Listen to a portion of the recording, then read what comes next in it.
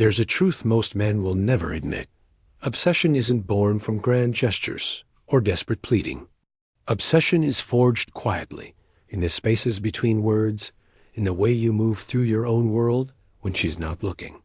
It's not about forcing someone to feel something they don't want to feel. That's coercion. The dark art I'm talking about is different. It's the art of becoming someone she wants to seek out, someone whose absence leaves a small, sharp ache. It's about building a presence so magnetic that she thinks about you without deciding to, long after you've gone. This is a psychological craft. It's subtle, and it's deadly effective when wielded with integrity and restraint. Most men mistake noise for presence. They fill silence with texts, promises, and explanations. They lay themselves bare too soon, and then wonder why desire fades. Obsession thrives on scarcity, on mystery, on emotional tension that feels thrilling rather than suffocating. To make her obsess, you don't chase her attention. You cultivate a life that makes your attention worth getting. You become someone who is scarce, intriguing, composed, and emotionally sovereign. You do this not by playing cruelty, but by refusing to make your worth conditional on another person's validation. Begin with the simplest truth. Your life must be full. A man who exists as a compass for his own life, with work that consumes him, passions that carve time from his days, friendships that ground him, is inherently magnetic. People chase what is valuable. If you live as though the world revolves around her texts or her approval, you are cheapened. But when your world is abundant, when your time is limited and meaningful, your presence becomes a prize. That scarcity is not manufactured drama. It is the byproduct of having a life that matters. Your job, your art, your disciplines, they signal value without ever having to state it. Mystery is your ally. Oversharing is the death of fascination. The instant you narrate every feeling and reveal every plan, curiosity dies. Learn to speak in fragments that suggest a life with depth beyond easy comprehension. Tell stories that end on a cliff edge. Reveal your passions in glimpses. A photograph of a mountain you climbed. A quiet line about a book that changed you. A fleeting anecdote about a neighbor who did something inexplicable. Let her mind fill the blanks. Humans are pattern-seeking animals. When you leave gaps, she will stitch herself into the fabric you've left unfinished. Confidence is the current that runs through everything. Not the loud, performative confidence that shouts to be seen, but a quiet, relentless steadiness. Confidence is reflected in your eyes when she withdraws attention, in your tone when she throws a test at you, in your calm when plans change. It's a vector more than a posture. You move from a place of internal valuation, not from the need to be validated. A confident man doesn't apologize for being busy. He doesn't grovel when plans falter. He understands that emotional equilibrium is attractive because it promises safety. People lean toward what steadies them. Make yourself that place. Master the science of emotional pacing. Obsession grows when emotional peaks and valleys are orchestrated subtly. Human psychology responds to contrast. If every interaction is intense, nothing stands out. If every message is immediate and abundant, desire exhausts. Alternate presence with absence in a way that feels natural, not manipulative. Show warmth and then withdraw gently. Be deeply present when you're together, but allow distance to persist afterward. Absence must sting just enough to be felt, not so much that it breeds resentment, but enough to make her notice the hole you create when you step away. Give her emotional labor selectively. People value what they invest in. When she has to work a little emotionally to earn your full attention, the value of that attention increases. This doesn't mean playing cruel games. It means setting boundaries and living by them. When plans are proposed, don't rearrange your entire world to accommodate them automatically. Keep your standards. If she sees that your time is not disposable, she will begin to attach a premium to it. Emotional investment should feel like a victory to her, not a transaction. Tell her things that matter in ways that matter. The content of what you reveal must be rare and resonant. Avoid mundane confessions that anyone could offer. Instead, share layered insights, an uncomfortable truth you learned, a regret reframed into wisdom, a private anecdote that reveals vulnerability without revealing fragility. Vulnerability that is contained and meaningful builds attachment. Vulnerability that is constant and needy repels. Let your openness be an event, a window she must lean into rather than a floodgate you left open. Attraction is as much about narrative as it is about chemistry. Become a story worth remembering. People love narratives with stakes, with transformation. Share a version of your story that implies depth. The time you failed and rebuilt. The night that changed your priorities. The project that consumed you and taught you discipline. But never deliver the full arc all at once. Emphasize process. Show fragments that suggest you are always moving forward, always becoming more than you were. A woman will start to root for you, to track your progress, to imagine herself in the chapters you haven't yet revealed. Subtle testing will come. She'll ask casual questions designed to probe. How do you react when things go wrong?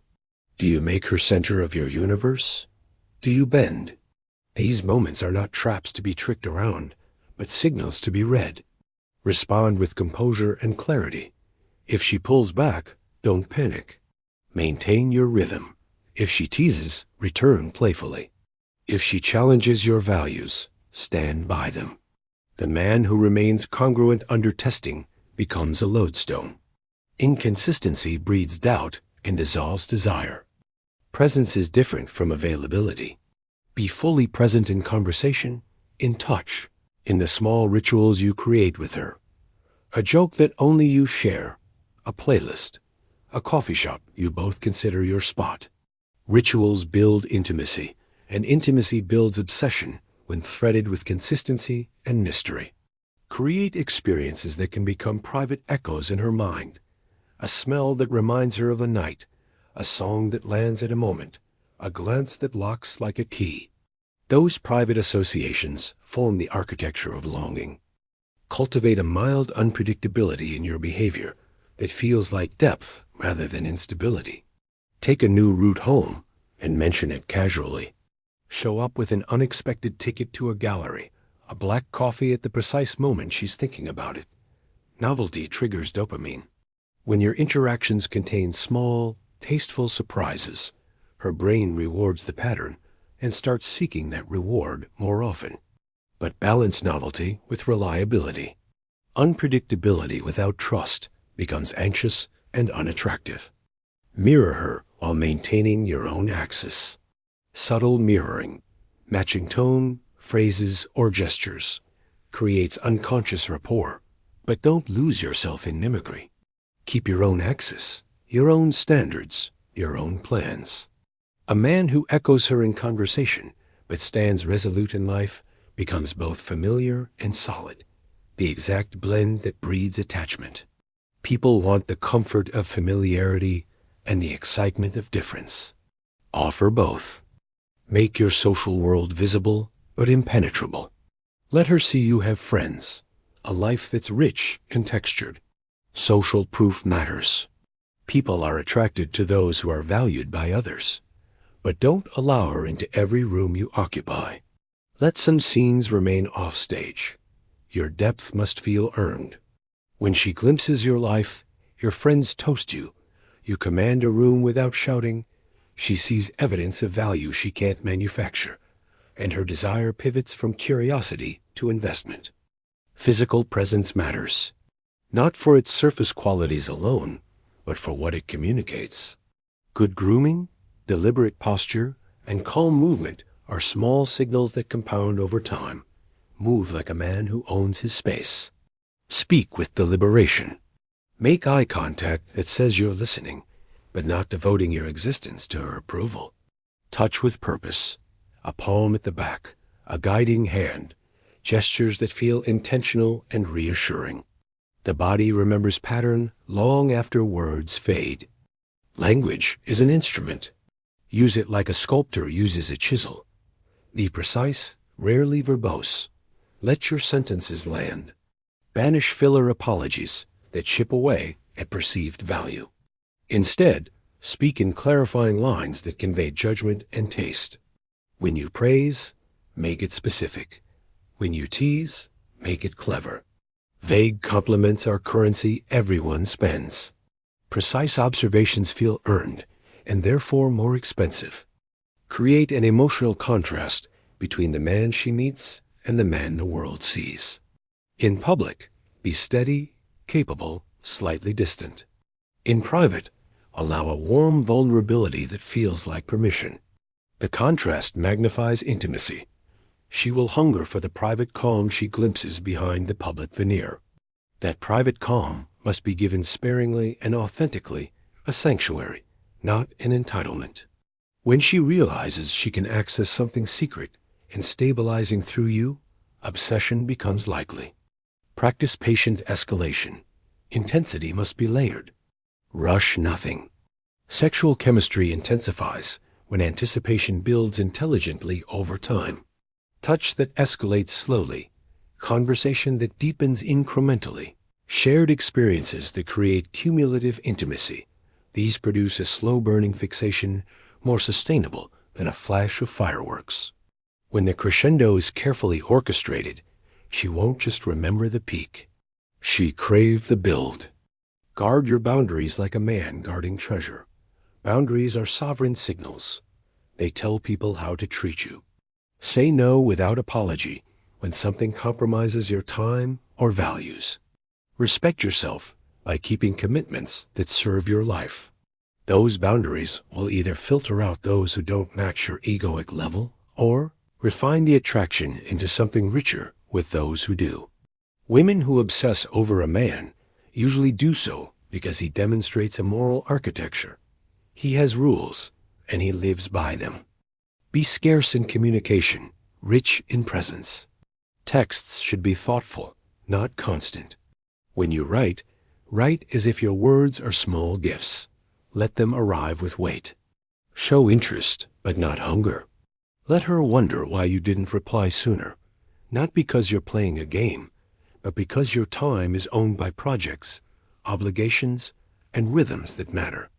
That ownership is alluring. It says you are a man who exists beyond the need for constant digital reassurance. Cultivate internal life rhythms she can't hijack. Meditation, deep work blocks, morning routines, creative rituals. These are not just lifestyle choices. They are centrifugal forces that hold you steady when external attention fluctuates. The more internal structure you have, the less you wobble when tests come. That steadiness is attractive. It suggests maturity, reliability, and an inner world worth joining. Let her see you grow. People are drawn to trajectories. If she perceives that you are evolving physically, intellectually, professionally, she will want to align with that growth. Post small, tangible changes. A new skill, a finished project, a subtle change in aesthetics. Growth signals momentum, and momentum is infectious. Obsession often begins as admiration for progress. Someone wants to be part of the story of who you are becoming. When conflict emerges, handle it like a man who prioritizes truth over triumph. Avoid drama for drama's sake. Stand firm in principle, but choose reconciliation when values align. Conflict resolved with dignity binds people more powerfully than conflict avoided entirely. Women who obsess often do so not because of perfection, but because they see integrity in action. A man who corrects mistakes without groveling, who owns failures and converts them into better habits. Lastly, understand consent and ethics as the backbone of everything you do. There is a dark line between influence and coercion. Obsession that harms, that invades privacy, or that encourages unhealthy dependency is wrong. The craft I've described is aimed at building genuine attraction by becoming someone of value and depth. Use these principles with integrity.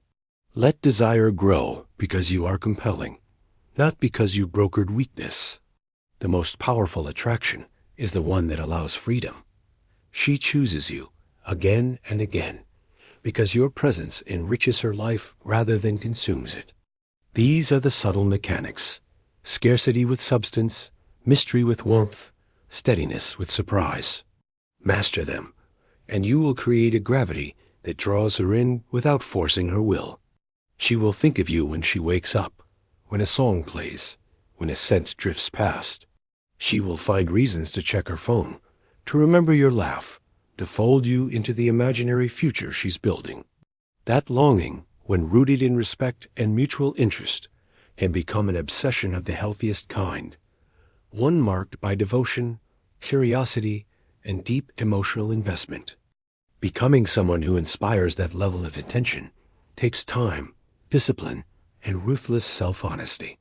It means building a life that feels worthy of being wanted. If you do that, if you cultivate presence, mystery, competence, and moral clarity, she won't have to be tricked into thinking about you.